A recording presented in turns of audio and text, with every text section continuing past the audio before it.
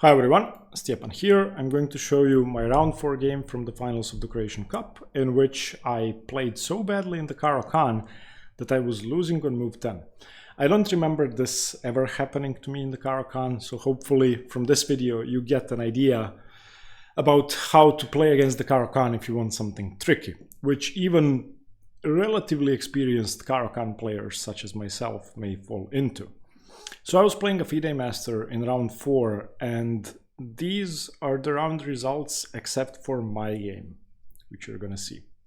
So my opponent played e4, c6 of course, d4, d5, knight c3, the classical, takes, and I played the Karpov, knight d7. Now, there are many critical lines beginning with bishop d3 or bishop c4 or knight g5, but my opponent played knight f3, which is it's slow. Depending on how you continue, it could be good and aggressive, but he continued in a slightly passive way.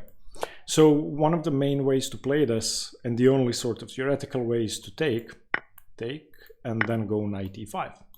But my opponent played bishop c4, and now you can lose on move 7 actually if you play bishop g4. This is just a very famous pattern that loses the game instantly, followed by knight e5 and then takes. So you cannot go bishop g4, you play bishop f5, and everything's fine. My opponent castled, I played e6, he played rook e1, I played bishop e7, which is perfectly fine, he played knight e5, and now I carelessly castled, getting a losing position on move 10. If you want, you can figure out why castles is the losing move, and then hopefully you will be able to see the alternative that's normal and keeps everything solid. So you have to play h6 here, or you don't have to, but you cannot castle. That's the point. h6 is just the best move. Why? After castles, my opponent plays g4, and I'm going to give you a sort of timeline of the moves. When my opponent played knight e5, I castled in about 3 seconds. I wrote down my opponent's move, castled, and then pressed the clock and wrote down my move, and then wanted to throw up. So I know this pattern. And the worst part is I've fallen for this before, not in a tournament game, but in training games, and I was waiting for g4.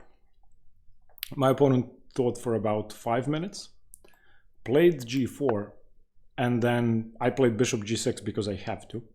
Okay, that's sort of forced. And why is this bad? Well, it's bad because he's threatening to trap my bishop with h5.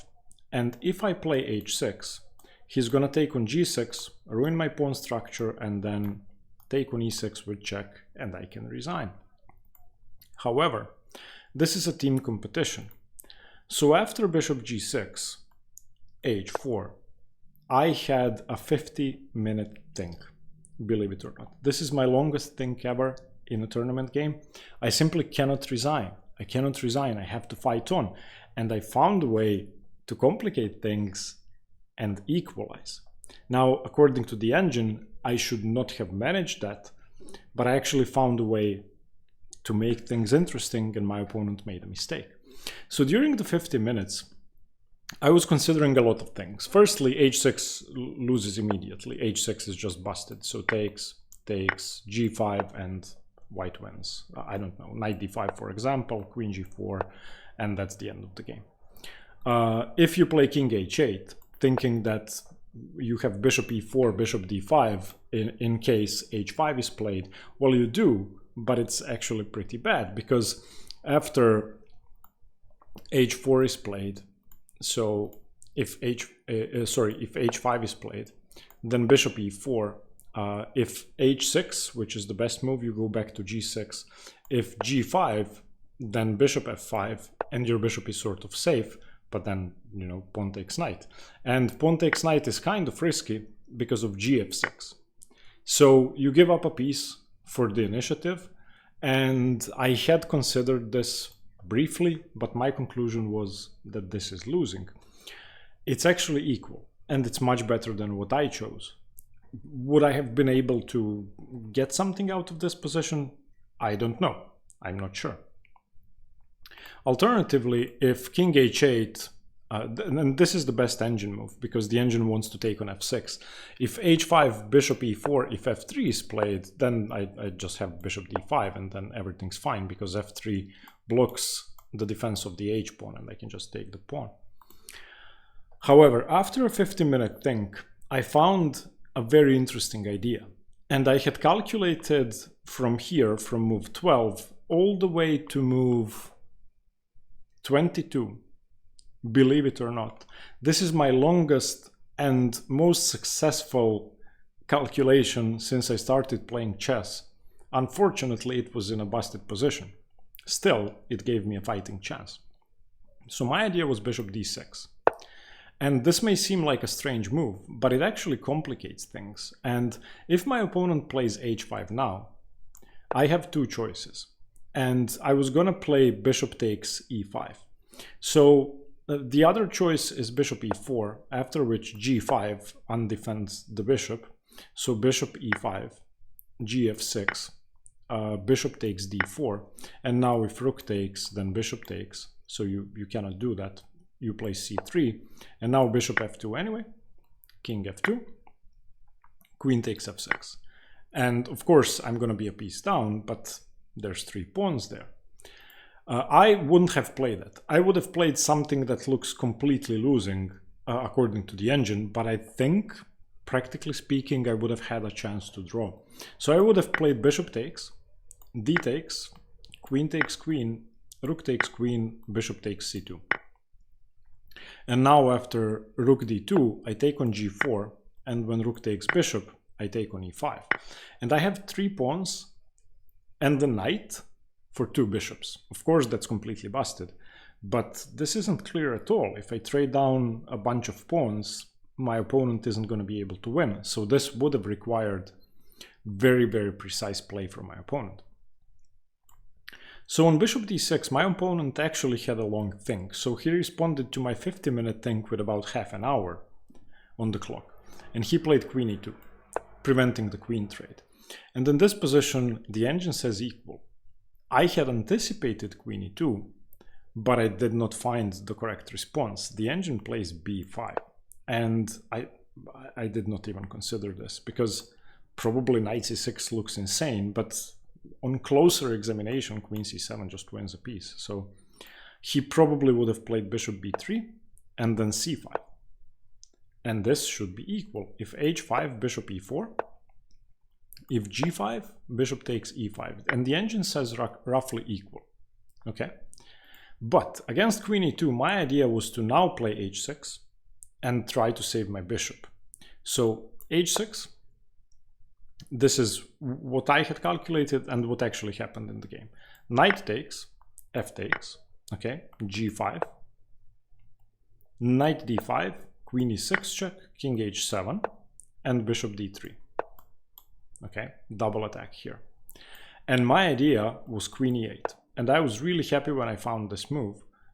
Firstly, you cannot take on g6. Secondly, your rook is hanging. So you have to be careful. I mean, what do? You cannot take this bishop because I just take the rook. If you take here, then I just win. It's mate in a couple of moves. I take on f2 and mate you. So I was anticipating bishop d2, connecting the rooks, defending the rook, freeing up the queen. And that's what happened. And then I played bishop f4. Another forcing move, attacks the bishop. So my opponent again has to be careful. And I had no idea what the engine evaluation was. I assumed I was losing, but it's actually only +1. So my idea and the way my opponent responded to it gave me a fighting chance. So my opponent exchanged queens here, which is what I'd expected. Takes, takes. He took on e8, which is what I'd expected. And he played h5, which is what I'd expected. And I was going to go king g8. And that's what I played. So this was my calculation, starting with bishop d6 on move 12 up to here. And I didn't know what my opponent was going to do here. And I was expecting bishop g6, but I didn't calculate any further. This seemed fine to me. And I was really happy when we got that on the board that I actually managed to visualize precisely. He took on g6. And I played rook e2, of course, attacks the bishop. Unfortunately, before I was looking at bishop d6, I didn't see that this was a mating threat, so I hadn't even considered rook e1 beforehand. When he played it, I was, okay, so if I win the bishop, rook e8 is mate, so I have to take. Bishop takes, bishop g5. And in this position, my opponent played bishop e4, which is a big mistake. The engine wants to play king g2 here and says that white is plus 1.5. After bishop e4, it's equal. And it's completely equal. Completely. And for context, firstly, I blundered here. I played a move that seemed logical to me strategically. I haven't even considered the drawing move. I was in my bed in the hotel room that night, going over the game, and actually found the drawing idea. And I messaged my teammate immediately saying, oh, I think I found the draw, can you refute this? And I was doing it blindfolded. And he said, no, it seems fine. And then the next day we looked at it over the board, we couldn't refute it. And then when I came home, finished the analysis and turned on the engine, it appears that what I had found in my bed without looking at the board draws easily. So if you haven't yet, pause the video, find the drawing move. The easy draw is bishop c1. And what does white do? b3 seems to be the only way to save the pawn, because if you play bishop c3, I take on c3 with the knight, and we have opposite colored bishops, and I'm going to win the c3 pawn. So bishop c3 is out of the question. If you take on d5 first, and then play bishop c3, black could win. For example, king f7, king g2, king f6, king g3, losing. I go king g5, I take your pawn. This is completely winning for black. I have a passed pawn, outside passed pawn. These pawns cannot be targeted. This one can, this one can. The bishop's tied down. So on bishop c1, let's assume b3 is played. I just go bishop b2. And good luck defending your pawn. If you take my knight now, and then play c3, well, king f7. Once again, I'm going to pick this pawn up. If you try to stop me, you're not stopping me. This isn't losing, same as the other variation. It's a bit different because there's a pawn on c3, but it's dead even. So on b3, bishop b2, I just pick the pawn up, and that's about it. The engine says 0.1 with king g2 and bishop takes pawn. I had assumed that I was much worse. My opponent had more time on the clock, and I was almost in time trouble, and I played quickly. And here's my reasoning. I played knight f4, the reason being, when you're down material, you don't want to trade pieces. And that was the correct thing to do. One thing I should have considered is that if bishop ever takes on d5, then we have bishops on the dark squares, and I have a pawn on d5, my opponent has a pawn on d4, which means that my opponent has more room and more targets. When you have a dark squared bishop, you want your pawns on the light squares and your opponent's pawns on the dark squares. However, I played knight f4, declining the trade, and from here the game is over. This is the losing move. My opponent played bishop f3, king f7, king h2, and he outplayed me pretty well. Once again, I would have resigned way back if this hadn't been a tournament, a team tournament. So king f5, bishop b4, bishop f6, bishop d2. g5 may be a move that allows my opponent to win more easily, but I wanted to trade pawns. King e4, I can never take on d4 because of bishop c3, winning my bishop. Bishop f5, my opponent wants to trade. Again, I cannot take on d4 because I lose my bishop. And I tried to reduce material. I tried pushing all my pawns, trading all the pawns, which is the correct idea. If I trade all the pawns, it's going to be even. But unfortunately, my opponent played very precisely, and I couldn't manage. I'm 2 pawns down now.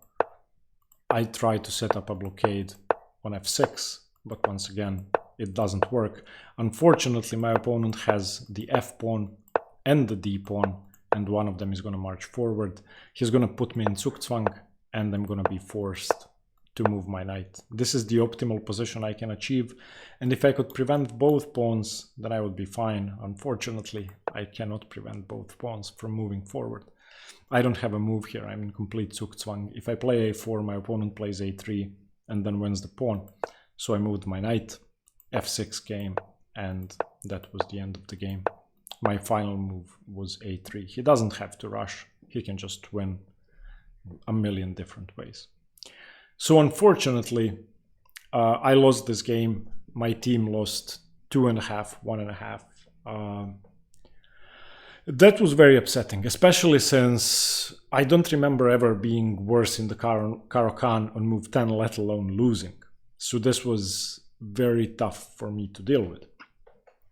But another weakness, another mistake learned, and I'm never going to let that happen again.